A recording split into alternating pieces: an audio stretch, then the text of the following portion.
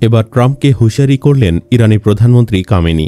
বললেন, কারবালার কাহিনী শুনে এসে আমাদের সাথে যুদ্ধ করতে হলে মুসলমানদের ইমানি শক্তির কাছে এসব কিছুই না। আসো, তোমাদের জন্য আমরা ইরানবাসী প্রস্তুত আছি। শিয়ালের বাচ্চা হাজার দিয়েও কিছু হবে না, কারণ মুসলমানরা বাঘের বাচ্চা। কারবালা সেই ইতিহাস স্মরণ করে এসো, দেখা হবে যুদ্ধের মাঠে।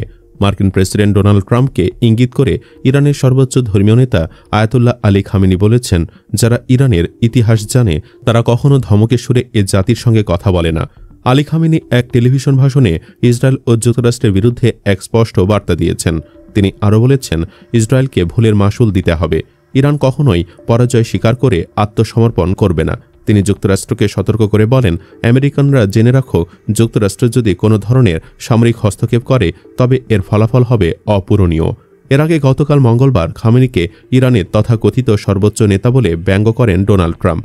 ট্রুথ সোশ্যালে এক পোস্টে তিনি দাবি করেন, খামেনির অবস্থান তারা জানেন, তবে তাকে এখনই হত্যা করবেন না। আরেক পোস্টে ট্রাম্প বলেন, ইরানের আকাশ পুরোপুরি আমাদের নিয়ন্ত্রণে, তবে আমাদের বলতে তিনি কি বুঝিয়েছেন তা ব্যাখ্যা করেননি। এরপর আরেকটি পোস্টে তিনি লিখেছেন, শর্তহীন আত্মসমর্পণ। এর মাধ্যমে মূলত ইরানকে আত্মসমর্পণের ইঙ্গিত দিয়েছেন তিনি। এখন পর্যন্ত ইসরায়েলের দিকে 400টির বেশি ক্ষেপণাস্ত্র ছুড়েছে তেহরান। এছাড়া ইসরায়েলে হামলার জন্য তেহরান কয়েকশো ড্রোন পাঠিয়েছে। ইসরায়েলি প্রধানমন্ত্রী বেনিয়ামিন নেতানিয়াহুর দপ্তর আজ বুধবার এসব তথ্য জানিয়েছে। খবর CNN-এর। নেতানিয়াহুর দপ্তরের তথ্য অনুযায়ী ইরানি হামলায় ইসরায়েলে এখন পর্যন্ত 24 জন নিহত হয়েছেন। আহত হয়েছেন 800 জনের বেশি।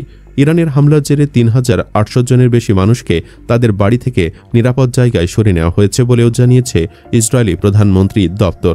প্রিয় ভিউয়ার্স, মুসলমানদের ইমানি শক্তি জাগ্রত হলে এসব ইহুদিরা সামনে টিকতে পারবে না। নারায়ে তাকবীর, আল্লাহু আকবরের শক্তি সম্পর্কে নেতানিয়াহু আর ট্রাম্পের ধারণা নাই। আসুন সবাই ইরানের পাশে দাঁড়াই এবং কমেন্ট বক্সে লিখে ইরান জিন্দাবাদ এবং একটি লাইক দিয়ে আপনার সমর্থন জানিয়ে দিন।